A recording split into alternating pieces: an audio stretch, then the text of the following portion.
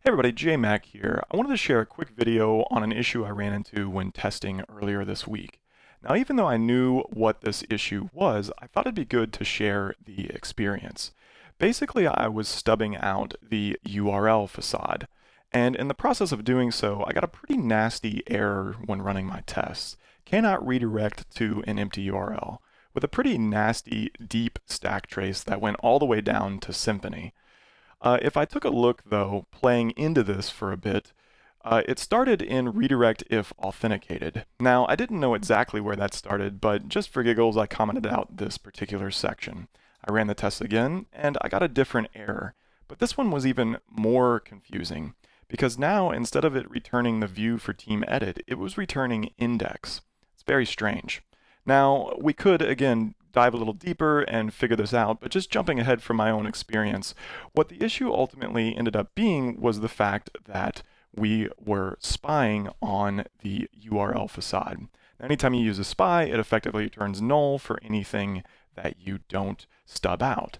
So just to push all the way down to the bottom of that stack trace quickly, if I convert this to a mock instead of a spy, meaning that now I have to stub out all of the methods or Mockery is going to throw an error, this error actually leads us to the URL generator route helper not being mocked out. And if we see, this is actually in Laravel's foundational helpers. So if we take a look at that line, 782, that's actually the route helper, and it actually resolves an instance of the URL facade from the container. And therein lies our problem. The URL facade is just something that not only my application deeply uses or uses a lot, but also the framework itself uses. So in the process of stubbing it out or mocking it out, it became a little bit too complicated. It was just something that's used in too many places. So a lot of the times when this happens, it's evidence to the fact that you need to use a real object instead of trying to mock everything out.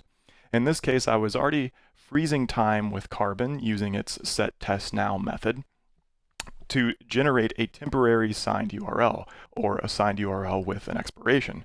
But that's the only piece that's actually critically needed to ensure that that signed URL is the same in both the test and in the implementation. And as such, I can just use a real object. In this case, I can just have my test generate a temporary signed URL with all the same parameters, and then ensure that my implementation does the same thing. In this case, sending it to the view.